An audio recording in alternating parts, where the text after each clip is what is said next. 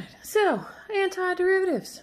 Example 1 is f of x equals x to the fifth. So remember, we're looking for big F of x, right? So that f prime of x equals f of x, right? That's what that theorem said. That's what we're looking for. Okay, so according to the little formula pictures that I gave you where it says function and general antiderivative, if I have x to the n, then the antiderivative is 1 over n plus 1 times x to the n plus 1.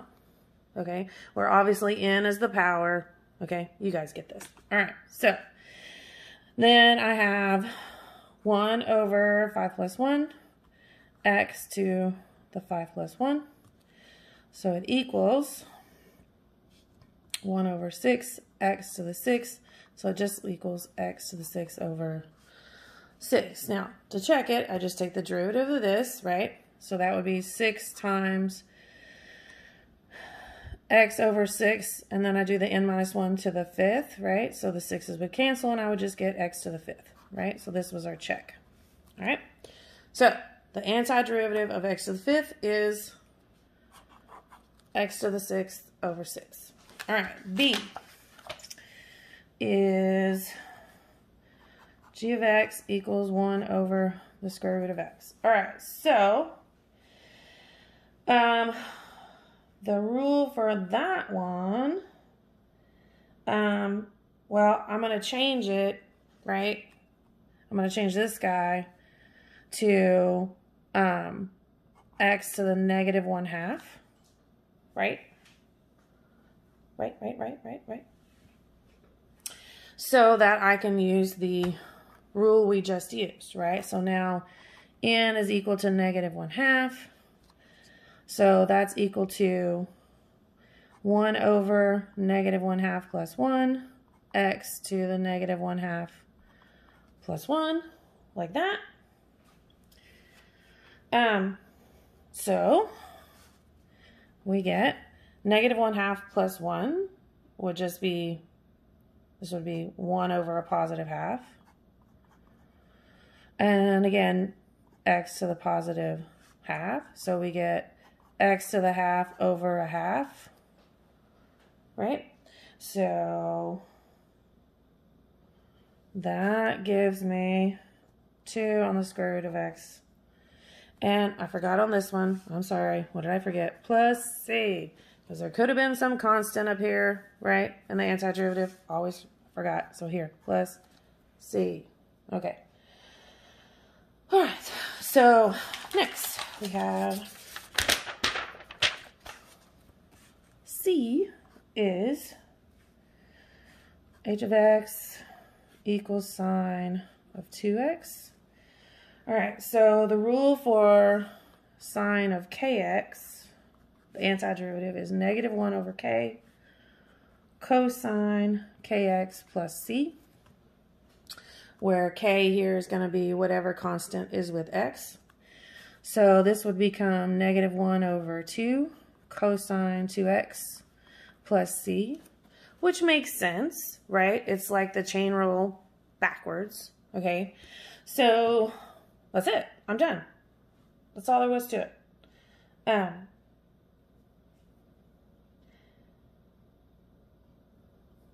done. Now, the book rewrote it like this: negative cosine 2x over 2 plus c. Either these are the same thing. I don't care which way you read it. All right. D is I of x equals cosine x over 2. All right, so the rule for cosine kx is 1 over k sine kx plus c. Okay, so notice really the only difference here, right? Sine here, sine led to cosine, cosine leads to sine. I mean, that makes sense though, because the derivative of sine is cosine and the derivative of cosine is sine. So the only difference here is those negative and positives, right? All right, so k here is going to be, so k would be 1/2 because x over 2, you know, the constant is 1/2. So I would get 1 over a half sine 1/2 x plus c.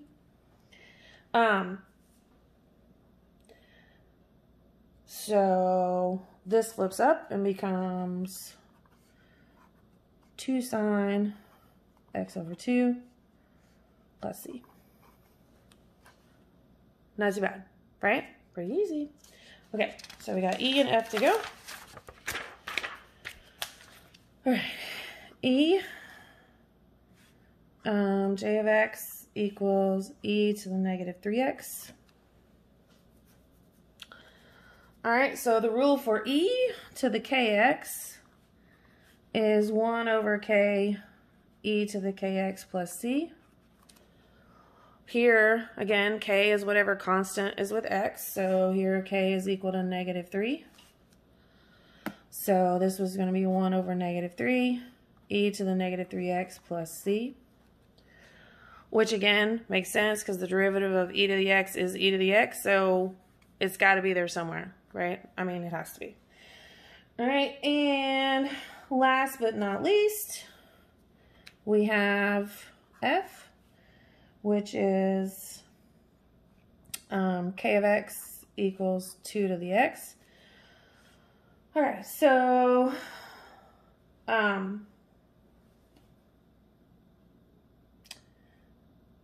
okay, this is rule number 13. So we have some constant a to the kx.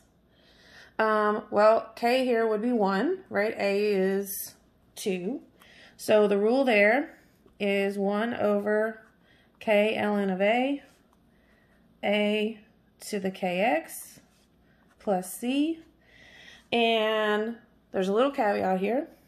A has to be greater than 0, and a cannot be equal to 1 for this to be true. So a here is 2. It is greater than 0. It is not equal to 1. So we are good to go. All right, so equals 1 over k is 1, so I can just ignore the k here. A is, so k is 1, a is 2, so now I'm just substituting 2 to the x plus c, right? Not really anything I can do with that. I guess technically I could put 2 to the x over the ln of 2, but really, that's it. We're done. Yay! All done. That's it. General derivative rules. All done. Okay?